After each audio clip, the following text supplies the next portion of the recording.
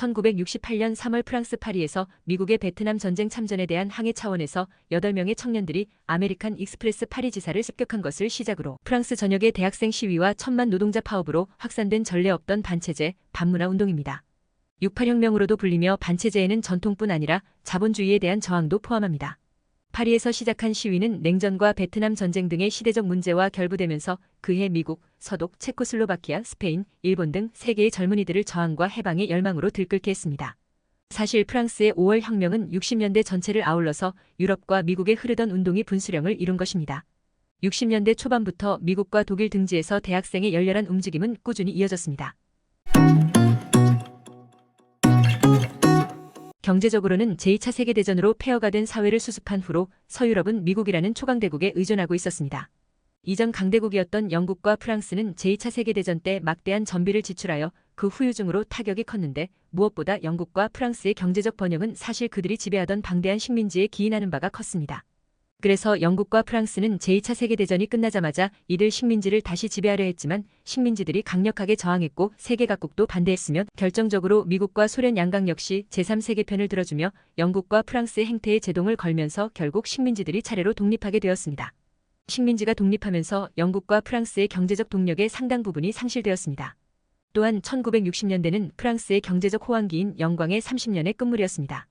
프랑스에서는 노조와의 대립 심화로 생산력 저하가 두드러지는 반면 패전국 일본과 서독이 미국과 함께 제조업에서 강세를 보이며 세계 시장을 장악해 나가자 프랑스의 제조업은 침체 일로를 걷기 시작했습니다. 서독 또한 50년대 놀라운 경제 성장을 이루며 빠르게 재건되었지만 제조업 수출 산업 위주 경제였으며 조선업 정도를 제외하면 많은 산업들이 일본과 겹쳤는데 전자, 자동차 등에서 일본에게 점차 시장을 빼앗기며 밀리는 양상을 보이게 되었습니다. 특히 1960년대부터 서독 경제 성장 둔화세가 확연하게 나타나게 되었습니다. 이렇게 경제적으로 서유럽이 미국과 일본에 뒤처지자 시민들은 그 원인을 드골주의 등 우파 정권의 무능으로 돌리기 시작했고 실제로도 그들의 무능함이 제대로 드러났습니다. 사상적으로는 일부 학생들이 당시 서유럽에서 신마르크스주의 흐름을 주도하던 프랑크푸르트 학파의 영향을 받았습니다. 헤겔의 변증법적인 시각에 따르면 사회는 점점 더 나은 방향으로 나아가야 하지만 2차 세계대전의 충격으로 인해 사회가 항상 진보하지만은 않는다는 비판 이론의 시각이 확대되었습니다. 68운동 역시 당시 사회가 보수에 정체되었다고 여겨 구체제를 비판적으로 바라보기 위해 프랑크푸르트 학파의 시각을 부분적으로 수용하였습니다. 하지만 68운동이 점차 변질되면서 이들은 프랑크푸르트 학파와 다른 독자적인 행보를 보입니다. 프랑크푸르트 학파의 대표적인 철학가인 테오도어 아도르노도 처음에는 68운동을 지지했으나 과격한 68운동의 움직임을 보자 반대하게 되었습니다. 프랑크푸르트 학파의 차세대 철학자였던 위르겐 하버마스 또한 학생들의 폭력적인 시위는 마조이즘이며 학생운동은 좌파 파시즘에 불과하다고 말했다가 운동권의 십자포화를 받아 프랑크푸르트 암 마인에서 슈타른베르크로 교직을 옮겼습니다. 한편 마르쿠제의 경우 68의 과격함을 아도르노와 같이 반대하기는 했지만 신좌파적 활동을 68 이후에도 전개한 바 있으며 마르쿠제는 신좌파 이데올로기의 아버지격인 인물이 됩니다.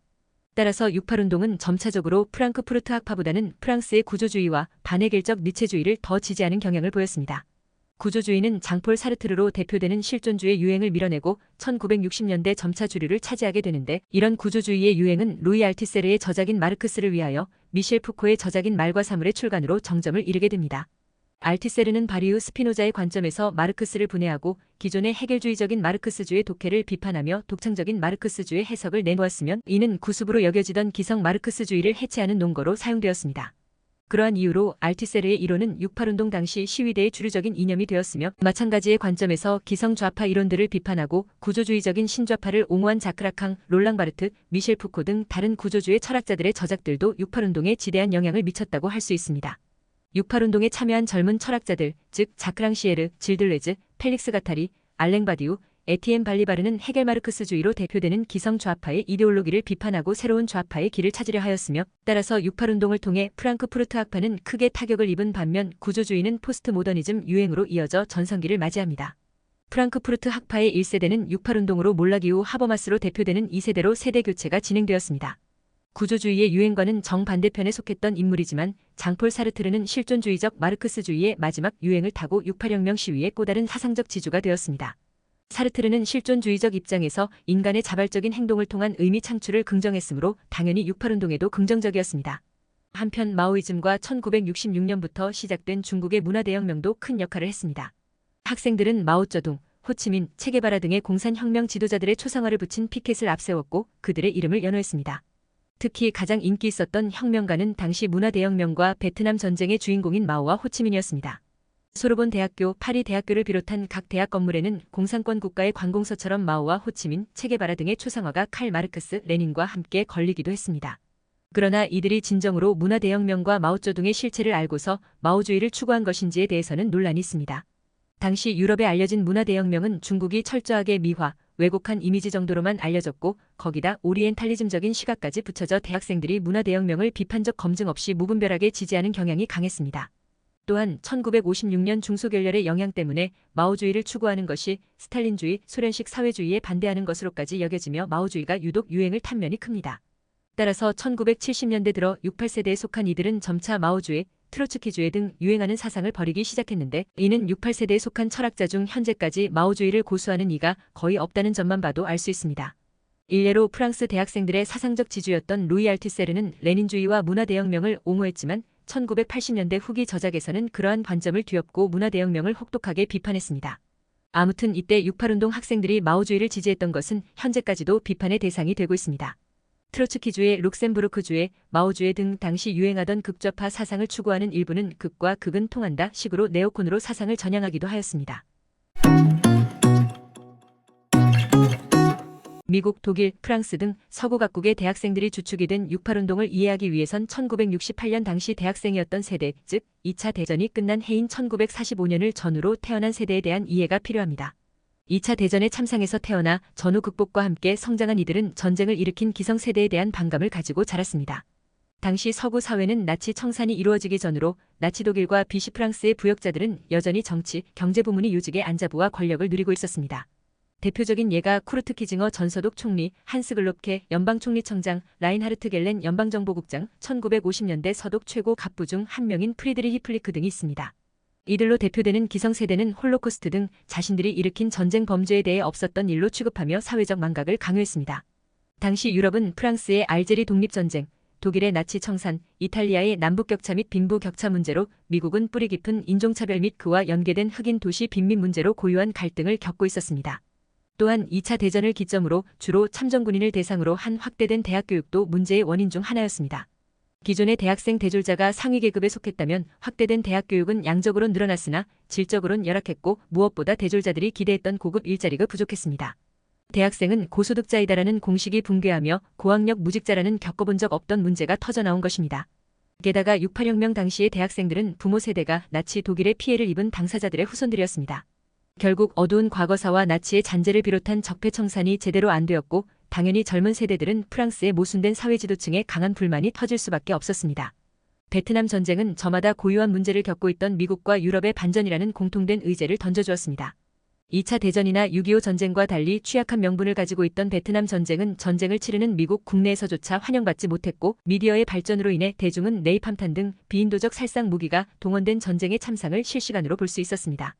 60년대 중반 이러한 사회 분위기에서 대학교에 진학한 학생들은 적극적으로 반전운동에 뛰어들었습니다. 학생들은 베트남 전쟁을 제3세계 국가에 대한 제국주의적 침략으로 보았고 이를 홀로코스트로 대표되는 기성세대가 만들어낸 문제와 다를 바가 없다고 인식했습니다. 당시 운동권의 핵심 의제였던 베트남전과 제국주의에 대한 규탄은 학생들로 하여금 자신들을 2차 대전기의 유대인 체게바라가 이끄는 쿠바인 호찌민이 이끄는 베트콩과 동일시하게 하였으면 당시 왜곡된 채로 서방에 선전되던 중국의 문화대혁명은 각국의 캠퍼스에서 혁명의 분위기를 고조시켰습니다. 프랑스의 알제리 독립전쟁, 미국의 흑인 민권운동, 독일의 나치 청산 문제 등 고유한 의제를 던지며 한껏 성장한 각국의 학생운동권은 베트남 전쟁이라는 공통된 의제를 빨아들이며 국제적 흐름을 형성하게 됩니다. 68운동의 거대 흐름 중 하나로 미국과 영국의 히피 역시 꼽히는데 68운동의 움직임이 미국에서 크게 터진 사건이 바로 우드스톡 페스티벌입니다. 또한 1960년대 비틀즈의 브리티시 인베이전으로 촉발된 록 음악의 선풍적인 인기는 기성세대의 고루한 문화를 거부하는 신세대의 문화로 여겨졌으며 비틀즈, 롤링스톤스, 도어즈, 지미 핸드릭스 익스피리언스, 크림 등의 밴드들은 68혁명의 또 다른 정신적 지주로 자리 잡았습니다. 롤링스톤스의 보컬인 믹 제거는 직접 파리의 영국 대사관 앞 시위에 참여하기도 했고 이를 통해 스트리트 파이팅맨이라는 노래를 발표합니다.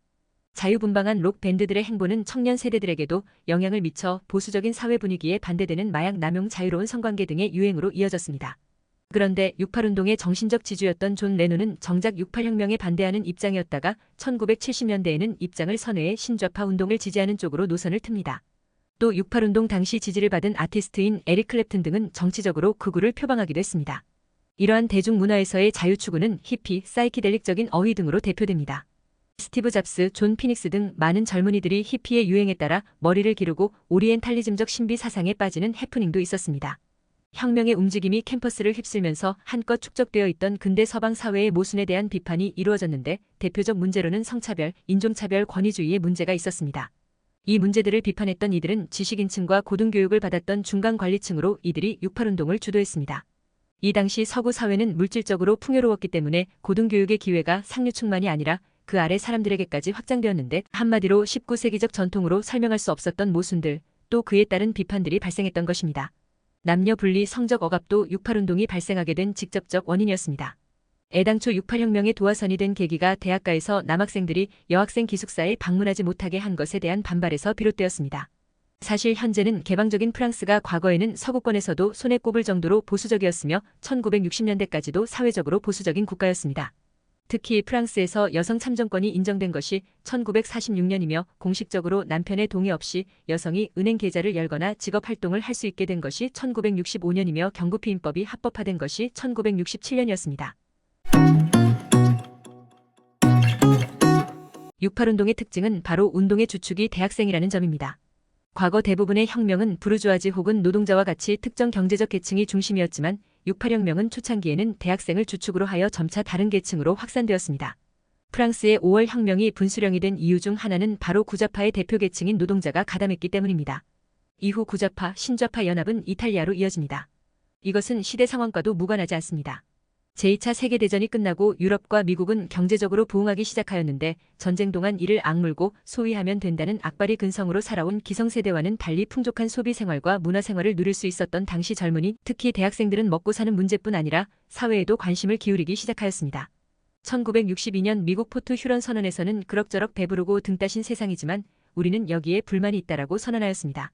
이 대학생들은 전체적으로 좌파이지만 스스로를 신좌파로 여기며 이전의 좌익 공산 계열을 구좌파로 구획짓고 비판 대상으로 삼습니다. 무자비하고 권위주의적인 권력을 혐오하기에 대학생들은 저항의 움직임으로 곳곳에 자유대학을 세우면서 모두가 선생이고 학생이고자 하였습니다. 당시든 현재든 기독교가 정신적 문화의 중심이었던 서구 사회에서는 여전히 보수적인 성향이 강했습니다. 68운동을 대표하는 가장 유명한 슬로건으로 지금도 종종 쓰이는 금지함을 금지하라, 구속 없는 삶을 즐겨라, 혁명을 생각할 때 섹스가 떠오른다 등 당시 슬로건에서 보이듯 기존 정치체제와 도덕 관습에 대한 전면적인 반란이었습니다. 때문에 종교적이고 경건한 삶을 혐오하였으며 반기독교적인 성향을 보였습니다. 그래서 종교 인구가 급속도로 감소하였으며 오늘날 유럽인들이 생각하는 교회는 나이든 사람이 가는 곳이라는 인식이 이 시기에 형성되었습니다. 이 시각은 21세기에도 이어져 실제로 유럽 성당들에 들어가 보면 신자 대부분이 나이 지긋한 어르신들입니다. 정반대로 동양 종교 그중에서도 힌두교, 티베트 불교, 선불교가 본격적으로 고평가되기 시작했습니다.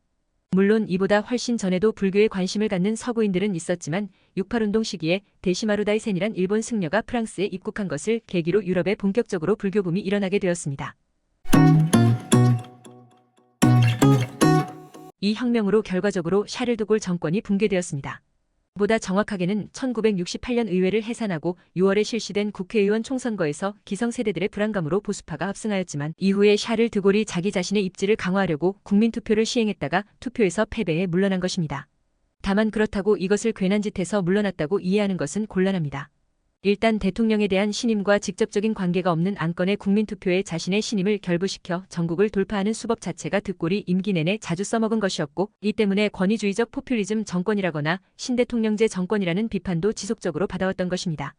그리고 1969년 4월의 지방행정과 상원의회 개편을 위한 국민투표 시행 당시 드골은 프랑스 국민들의 신임 확인에 정말 목마른 상황이었습니다. 68년 6월 총선에서 예상을 완전히 뒤집은 압승을 거두며 일단 급한 상황은 수습하는 데 성공했지만 68년 5월 위기 당시 정권이 붕괴 직전까지 몰렸던 상황은 드골의 리더십에 치명적인 타격을 입혔고 드골로서는 위기의 완전한 수습을 위해 자신에 대한 프랑스 국민들의 신임을 재확인하여 영향력을 회복할 필요가 있었던 것입니다.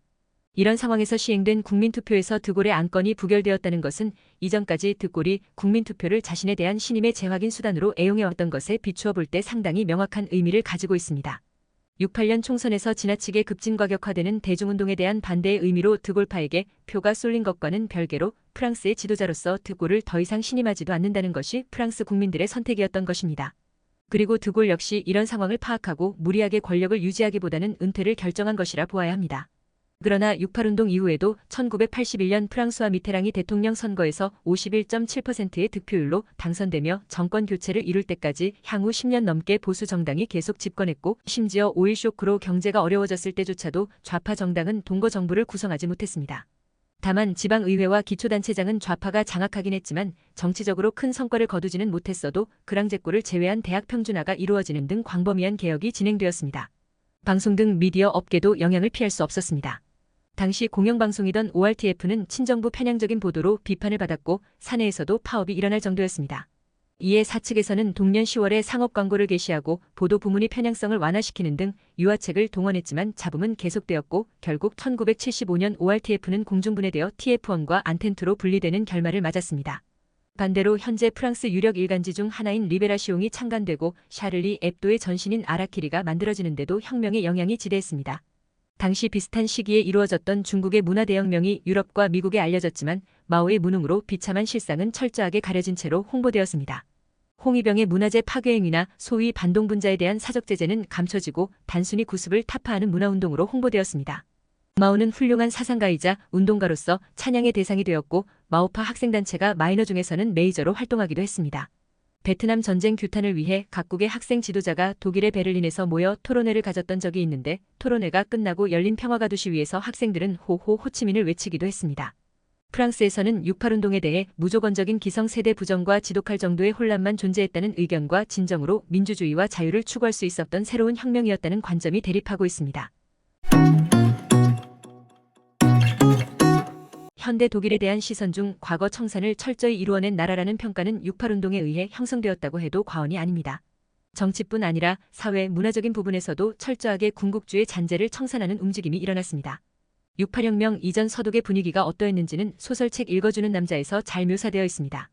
주인공 미하일의 시점에서 서술되는 서독은 과거 청산은 이루어지지 않은 채 과거의 나치에 협력했던 인물들이 어떤 처벌도 받지 않은 채 자리에 앉아있는 상황으로 묘사됩니다. 실제 68운동 이전의 서독은 제대로 된 과거 청산을 하지 못하고 과거 나치당원이었던 쿠르트 게오르크 키징어가 총리일 정도였습니다. 그리고 1968년 11월 7일 마침내 문제의 그 사건이 터졌는데 베를린에서 기민당의 전당대회가 한창 열리고 있던 와중에 당시 30세였던 베아테 클라르스펠트가 의장석에 앉아있던 키징어 총리에게 몰래 다가가서 나치라고 소리치면서 뺨을 후려쳐버린 것입니다.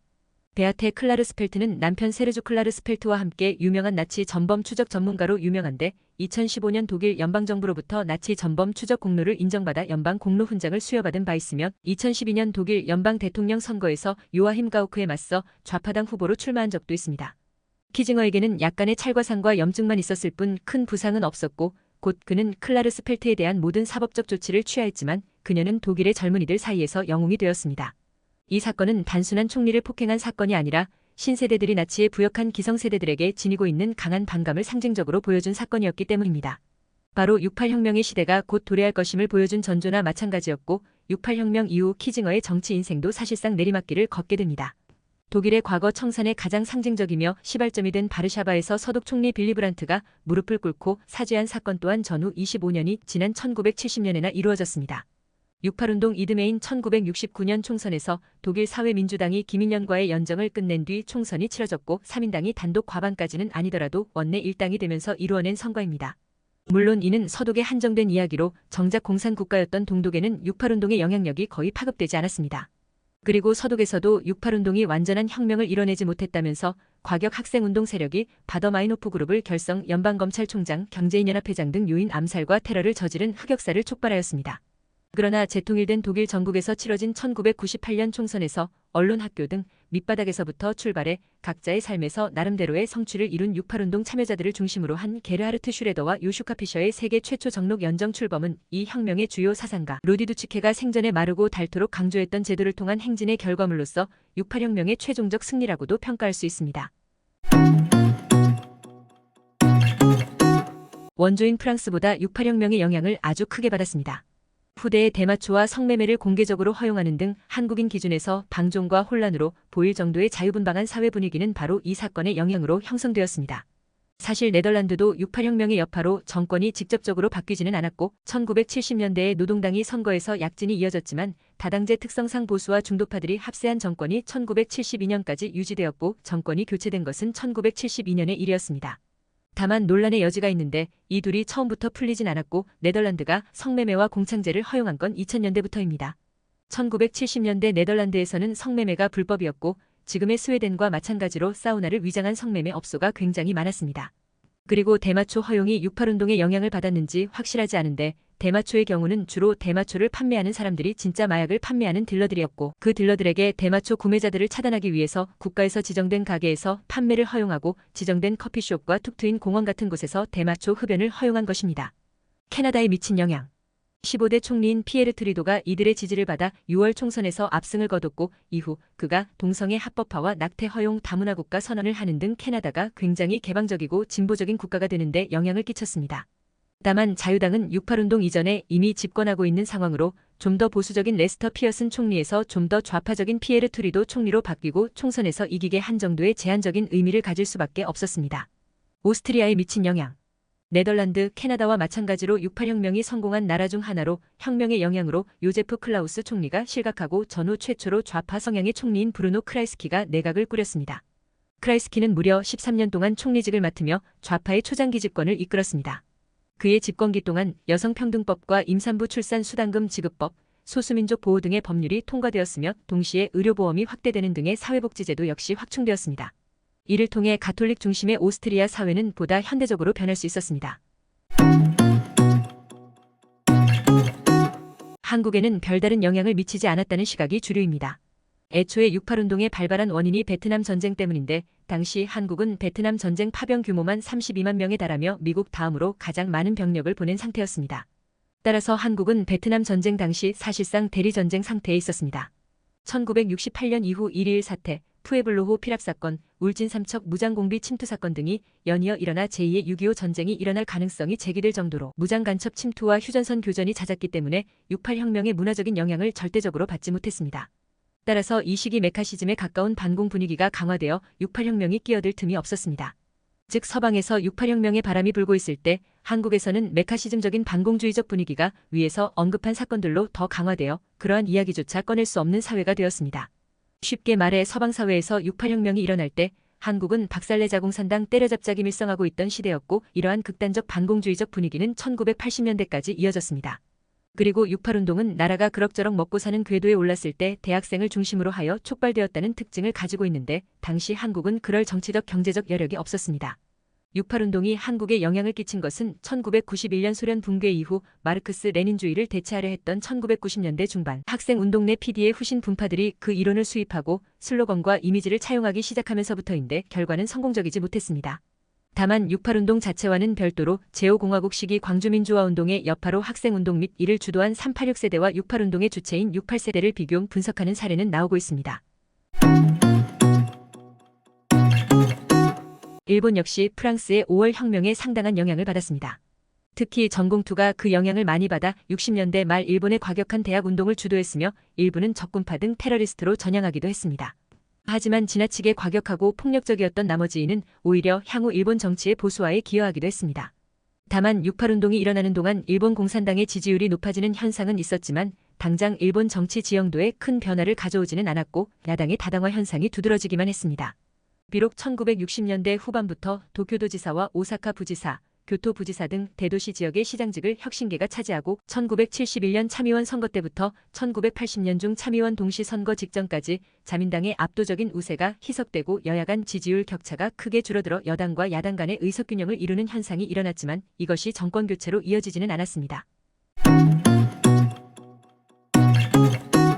대체로 정치 성향에 따라 평가가 극명하게 갈립니다. 친히피 계열들은 거의 진보주의의 근본으로 여기고 반대로 보수주의 계열은 좌익 폭동 정도로 취급합니다. 보수파에게 68년 5월은 바로 무질서와 파괴의 끔찍한 악몽으로 니콜라 사르코지 전 대통령의 경우 과거 68년 5월을 도덕과 권위, 국가 정체성 위기의 근원으로서 청산돼야 할 유산으로 지목한 적도 있었습니다. 영국 철학자 로저 스크루턴도 최근 한 월간지에 기고한 글에서 당시 차를 불태우던 젊은이들은 책임감이 없었다며 도덕과 정신의 재앙이었다고 평가했습니다.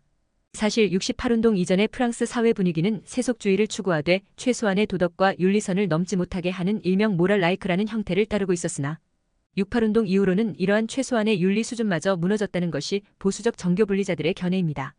당시에 과격했던 68운동은 68운동 자체가 태동할 수 있는 배경과 보호막을 제공했던 온건 자유주의자를 공격해 타격을 줌으로써 커다란 공백을 만들고 그 뒤 신좌파의 과격함에 질린 사람들이 가져온 반동과 함께 그 빈자리를 신보수주의가 메우게 되었다는 보수적 관점의 접근을 시도한 로버트 리스백 같은 학자의 설명도 있습니다. 즉 달리 보자면 68운동은 잠재적 아군이었던 리버럴의 무덤임과 동시에 네오콘의 요람이기도 했다는 것입니다. 또한 개인주의를 부추겨 80년대 신자유주의적 세계화의 길을 열어놓았다는 지적과 함께 히피와 마약 문화만을 남겼다는 냉소도 없지 않습니다. 실업과 경제적 궁핍에 시달리고 있는 프랑스의 현 젊은이들에게 68세대가 보보스라는 허울뿐인 자유주의자로 비춰지는 것도 이런 맥락입니다. 위르겐 하버마스나 마루야 마마사오 같은 온건 리버럴 성향 지식인들도 68운동의 과격성을 매우 비판했습니다. 68운동에는 명확한 비전도 기반도 없었기 때문에 비판받기도 합니다. 일례로 미국의 도시 빈민운동가 사울 알린스키는 그들은 사회를 바꾸는 데엔 관심이 없다. 그들은 그들 자신의 일과 자신을 발견하는 것에만 관심을 두고 있다. 그들이 원하는 것은 폭로일 뿐 혁명이 아니다라고 68운동을 비판했습니다. 한마디로 선진국 중산층 대학생의 불장난이라는 것인데 거기다가 많은 수의 히피들이 80년대 이후 히피 문화가 죽어버리자 강경한 복음주의 성향 개신교 내지는 보수적 가톨릭으로 전향한 것도 논란거리가 되었습니다. 마르크스주의자들은 미국 급진주의 페미니즘의 궤적과 교훈이라는 68운동에 대해 고찰하는 칼럼을 실으면서 당시 흑인 인권운동가들이 백인 여성한테 너 나랑 성관계 거부하면 인종차별주의자니까 받아들여라라고 강요한 것을 비판했습니다. 종교계에서도 진보적 신학자였던 베네딕토 16세를 반강제적으로 보수적인 인물로 만든 사건이기도 했습니다. 실제로 68운동을 전후해서 유럽의 미사 참여율은 급격하게 떨어지기 시작했으며 당시 운동을 주도하던 세대들 중에는 대놓고 예수에게 저주를 성경은 대중을 기만하는 비인간적인 책이다라며 대놓고 기독교 자체의 거부감을 드러내던 사람들도 많았습니다.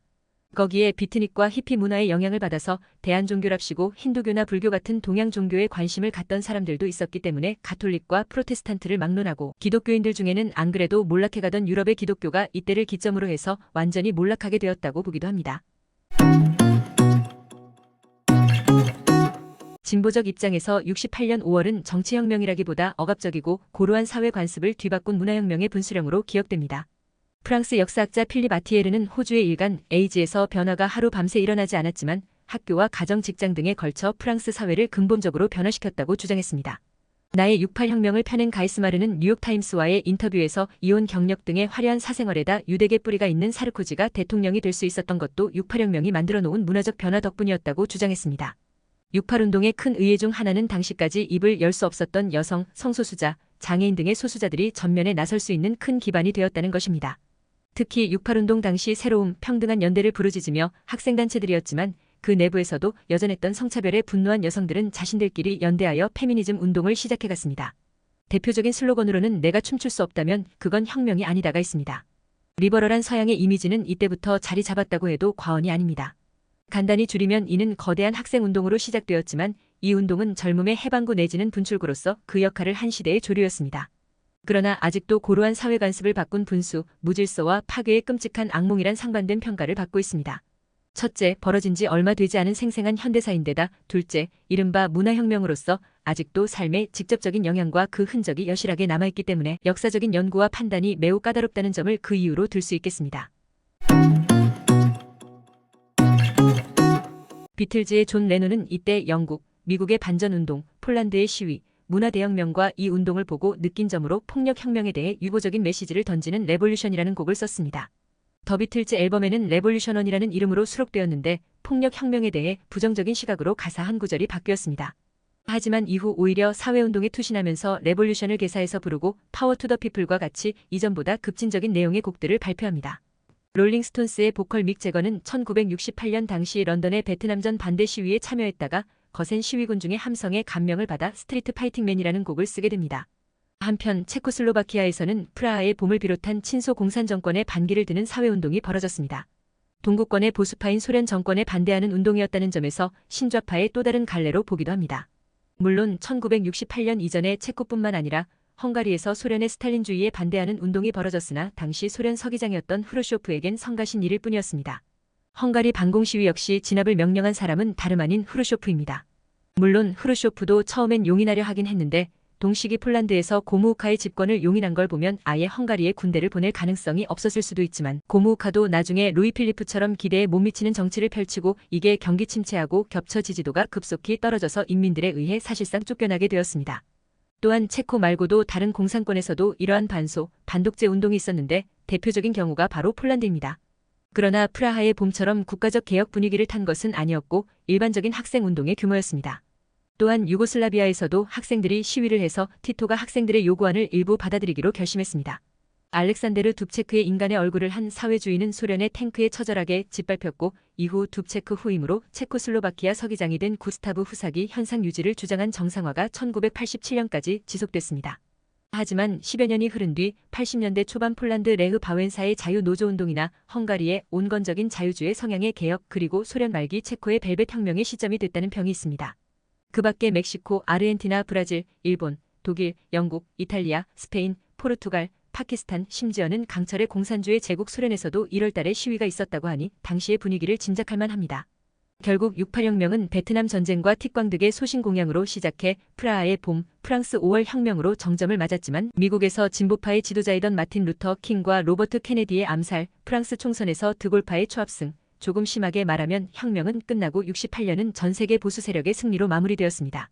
다만 미국은 68년 이후에도 학생운동 연합체 민주사회 학생연합과 그 후신 웨더맨을 중심으로 학생운동의 열기가 고조되었고 69년에 정점을 찍었다 70년 이후 운동권 세력의 과격화로 급격히 쇠퇴합니다. 좌파 사상가인 슬라보의 지적은 이를 두고 2011년에 뉴욕 월가 점령 시위에서 한 가지만 약속해달라. 여러분은 수십 년 후 맥주나 홀짝이면서 그때 우리는 순수하고 아름다웠지라고 말하지 말아달라고 부정적으로 평하기도 했습니다. 현재의 프랑스 유권자들 중 70%는 68혁명이 프랑스에 긍정적 영향을 주었다고 생각하는데 70%의 유권자라면 이들이 전부 좌파라고 보긴 어렵습니다. 이는 좌우를 떠나 68혁명의 영향으로 전 세계적으로 권위주의적이고 위계적인 체제나 사회 분위기가 완화하거나 해체되고 문화적으로 수직적인 면모에서 점차 수평적으로 바뀌며 소수자에 대한 인권, 동성애나 다양한 가족 형태와 성적 지향, 환경 보호와 다양한 의견 존중, 개인의 자아 실현 등이 서구 사회의 자연스러운 문화로 자리 잡은 데에 큰 영향을 준 것은 사실이라는 역사적 판단을 바탕으로 얻어진 여론조사 결과라고 추측할 수 있습니다.